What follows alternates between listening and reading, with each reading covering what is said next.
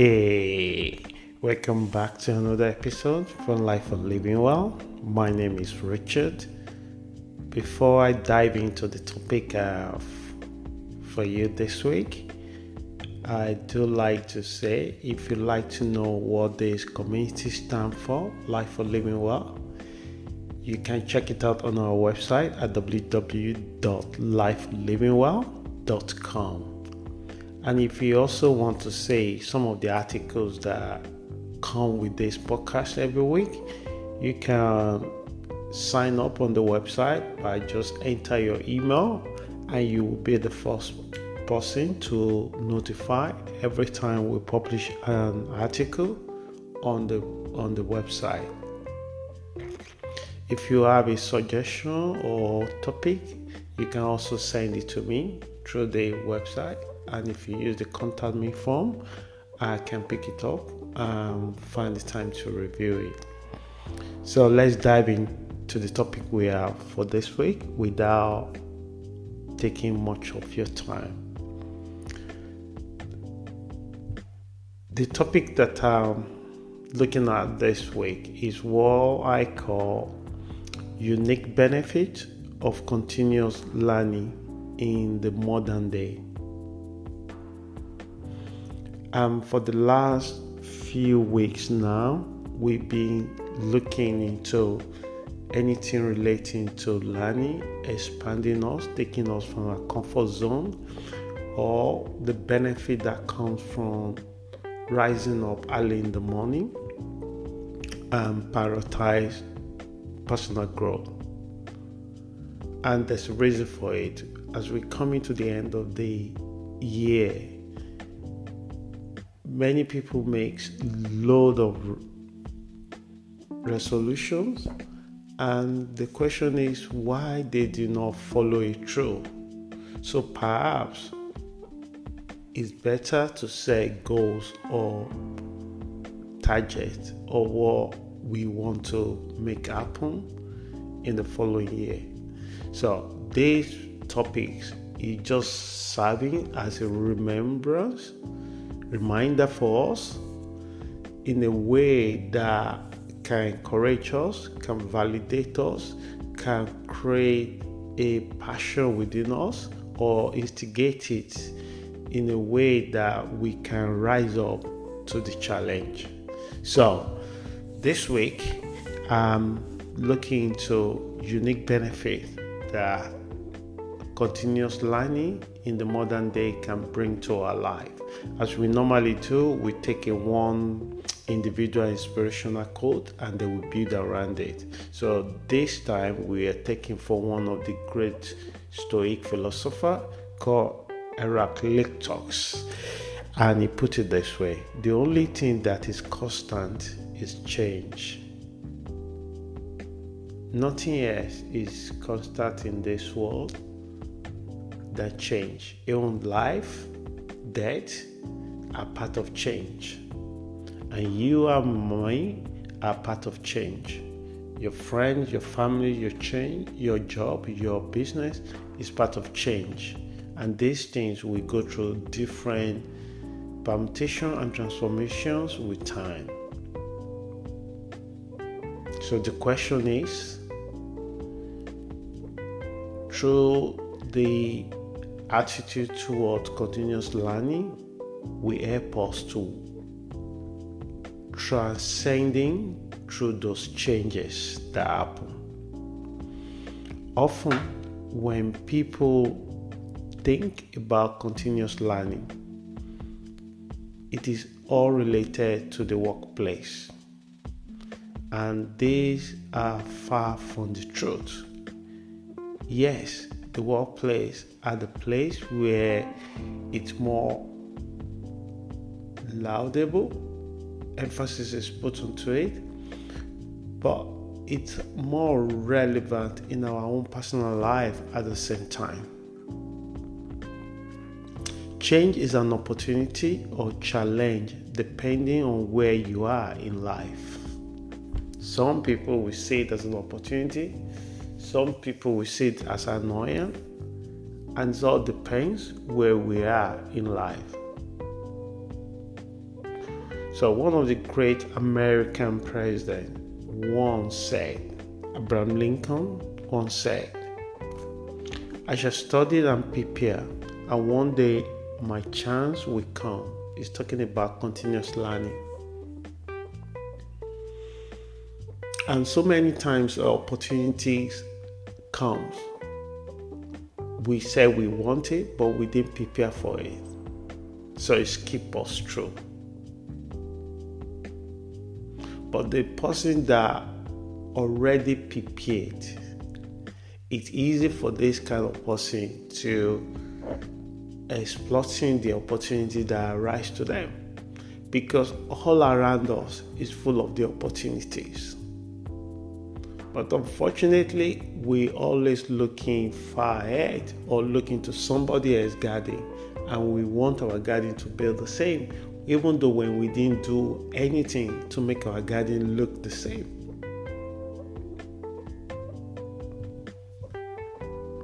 So what often happens is a lack of preparation and unmanageable mindset. So when you have a limited mindset, what now happens is that you also creating a limited opportunity around you. And the worst case scenario is we take all many efforts to sabotage ourselves. Because it's how you do one thing is how you do everything.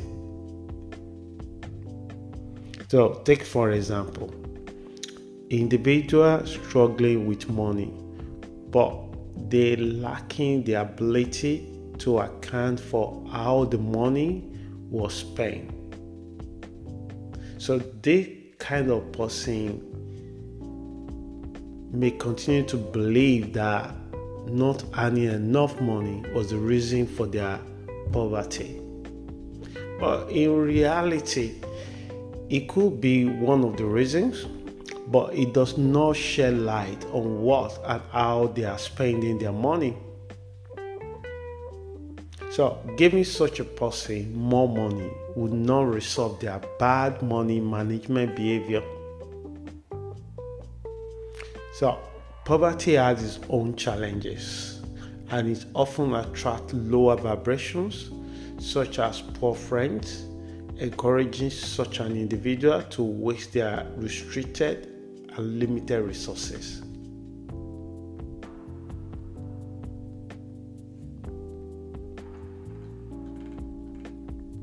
So, remember,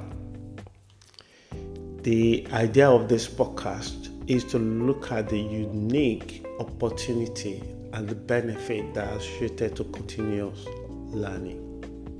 I do not want to spend more time on this particular podcast to overemphasize the thing that will be covered for the last few weeks, but I want to just get down to the point of the benefit that I highlighted in this message.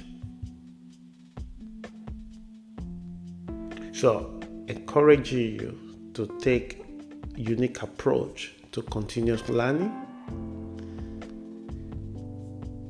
Not only it will be good for you as a person, it will also unlock the key to many obvious benefits. And those are the benefits that I want to quickly state out. And if I can, and try to expatiate about each of it. So let's get down to it. Number one, boost your confidence. Today in the world, many people confidence was based on something that they have no control about it. It could be their beauty. You don't really need what effort or work you made to make it look beautiful. It could be your DNA of your ancestors that you carry, and the beauty is relative. Confucius once said that everything is beautiful, but not everybody sees it. Some people go for physical beauty, and whereas some people go for character of the individual.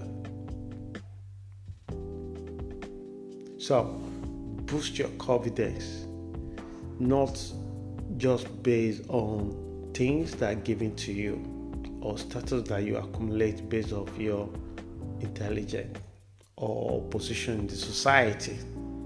Because all these things, you can lose it. But what can you do to regain it, even create something more better than what you lost? It's continuous learning. So how did the boosting your confidence come from continuous learning? Being able to take up a new challenge and arrive at a successful end can only increase your confidence. So the more problem you're able to solve, the more opportunity or challenges you're able to create, the more confidence arrives from that end result. So this inward energy will propel you to the higher or peak of your ability. So this kind of confidence can only build organically. And that is why sometimes that you see a lot of people that actually portray that they have a confidence is always based on arrogance, ego. And their ego is so big that their mindset is telling them that they are superior. But even though it has not built on organic effort or work or things that they actually make happen. And so when the life knocks this kind of people down, it's really difficult for them to back up in time. They just sucking into it. So what I mean is that you take actions to tolerate stretch points that come with building confidence for engaging in a new activities.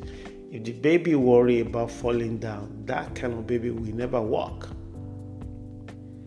If an athlete worry about rain, snow, cold, that athlete will never prepare or continue to practice. It will just wait until the comfortable weather comes, and they can never perform in its peak, or she can never perform in her peak. So that takes me to number 2, becoming relevant. In the modern world today, there are many people that are still living, but they are dead. What did I mean by this? The moment they stop to grow, the moment they stop taking feedback, the moment they stop reflecting about who they are, the moment they stop learning. Yes, they might be 80s, but they're already dead at 30. So don't be that person. Because one of the way you can become relevant into this world, that everything is 24 hours news cycles. The news you had yesterday is not the same news you had today. And if you continue like that, your life will not be relevant, because what happened yesterday is no longer exists. It's gone. So they're creating a new agenda and you just follow it. But what makes you more relevant is ability of continuous learning.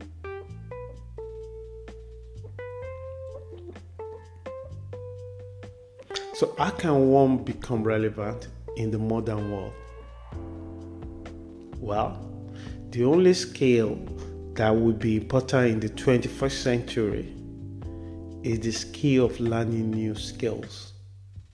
Because whether you like it or not, you have to continuously recycle yourself, or else you'll become extinct like the dinosaurs or mammals in thousands of years ago. And that is sad. Why will you allow yourself giving your control and power away just because you're tired of learning? Changes comes. Sometimes it comes slowly, sometimes it comes suddenly. Everything else will become obsolete over time.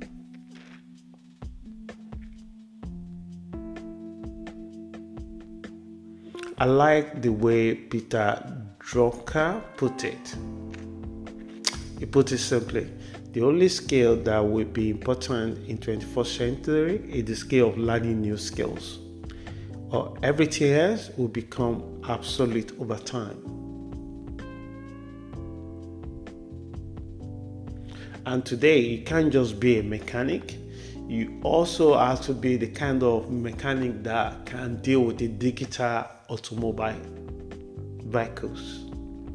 Meaning that if you are trained 20 years ago, 30 years ago, you have no other choice is to retrain yourself again in order to solve the challenges of the current time. And the more challenges you can create, more opportunity or resources you can gather from it.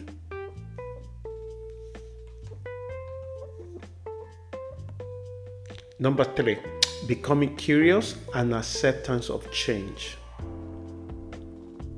So if this is not a natural way of acting for you as a person, no problem. But practice asking questions when someone is talking about what they have done. Many people love to talk about themselves. And it is time, sometimes, take a little interest in what other people are saying to you. Develop a habit of creative and deep listening. It's not the area personally myself need to work more on. But I find people that have developed this particular way or skills in their life. I find them very interesting people to talk to. You come out, feel better about yourself. You even learn a lot about yourself because of their deep questions that they ask you. And he also encourage you to feel like you are a little bit sociable, to engaging in topics that you didn't know you actually have opinion about it. People like talking about themselves. So get curious like a detective and ask an open-ended question. It's a two-way approach. You'll be surprised what you will find out and know. It might even question your own erroneous belief. We all have erroneous beliefs until reality smashes it in the face, and that's when we are able to drop it.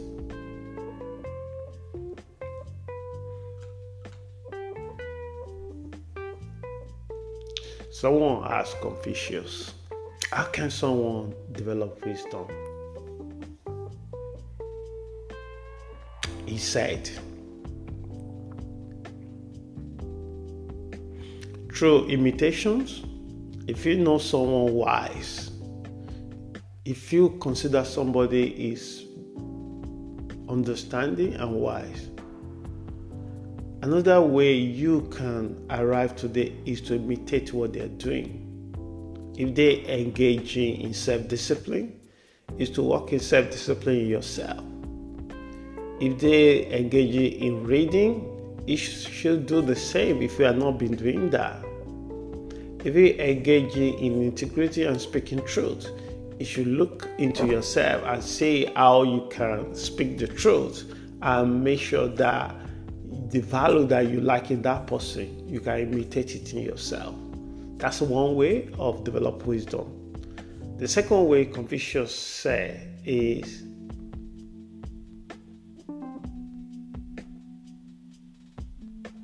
observing or learning from the other people's mistake. That's what I mean observing. So that if somebody go left and it turned out that the left was not the best option to take, why do you want to try it yourself? But history shows us, research shows that human beings are not always learning from their mistakes. They repeat the same thing again and again. So if they don't, why do we have First World War, Second World War? And the third one, he said, is the most expensive way of learning or develop wisdom is through yourself.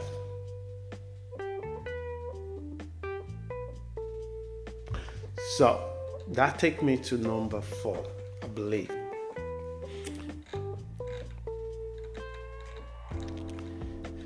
So I call it knowledge transfer. The more you have acquired understanding, it is impossible to keep it to yourself. You share this understanding, you share this knowledge, and the best way you share this knowledge is similar to what I'm doing right now, is to teach, is to coach, is to write it down, is to expand it with other people. Why? Because the more you're trying to teach, coach, it's also good for you because you spend time to research about it, you spend time to try to grab, to understand it, and the more you're able to explain it, the more you're able to share it, the more you know about it yourself. You'll be surprised how much you will find out when you do research about a particular topics.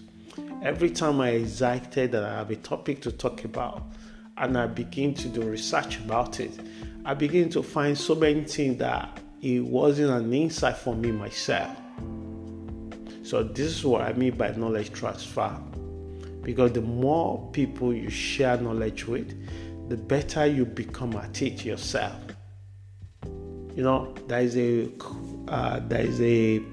word that people do say that iron sharp iron. This is what knowledge transfer will do to you. As more people that you helping or at work or coaching or bringing up to the team, the better you become in the same field yourself. There's no need to hoarding or hiding what you know or what you can share, what you can give. And that takes me to the last one, which is number 5. Words and wisdom. So these are the list of benefits associated to unique with continuous learning. So the last point on the 5 points that I put down is what I call words and wisdom. As you have accumulated skills and knowledge about life, your perspectives begin to shift, and you can use this knowledge to solve problems. And the more problems you solve, it is not a secret that the universe will conspire to reward you abundantly, either through wealth or status. You will attract more opportunities beyond your imaginations. So the question is, how many of these listed points that you can see or have seen in yourself? It's not too late. How many of these points that you are willing to create for yourself? Because you do realize how powerful, how unique you are. And the people that come through you are the witness of your presence. So, to bring everything to the end, I haven't said all this. Knowing yourself is the most important skill a person should have.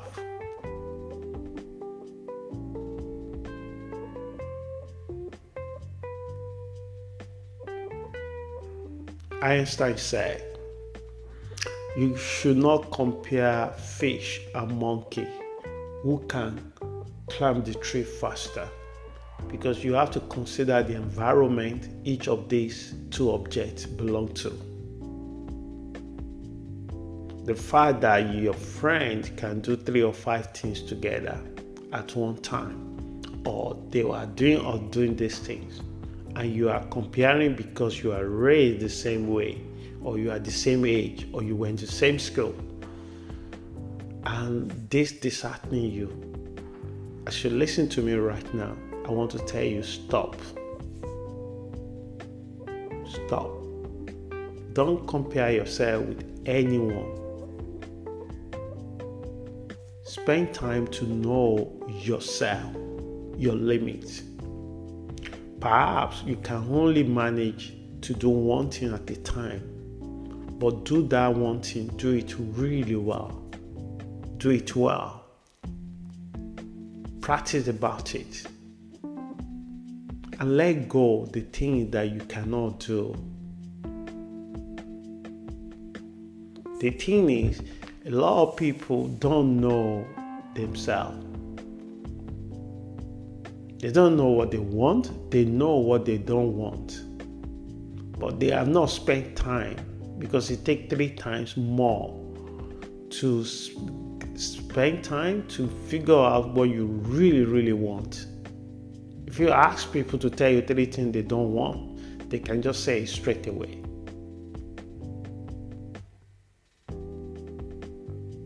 So, what method or approach suits you to learn? Are you a morning person or night owl? You need to figure out what is the best way you learn things. Do you like the classroom based, or you are self-taught individuals, or you like to get your hand into it? So we are all unique. Make a conscious decision today to find appropriate approaches that suit your learning. There are many ways to learn, either through coaching, self-taught, classroom-based, or even books. At the end of all this, practicing rigorously and often will make your learning transcend into knowledge and understanding that really matter. So do not limit yourself. A big ship does not sail in a small river. You are the big ship. I hope this message helps someone. If you like to get to know us as a community, you can check it out, what we do, the thing that we love to rate, the article that we release every week, the podcast that we release every week, even our YouTube video channel that we put together. Please sign up to this if you really like to know more things when it come out.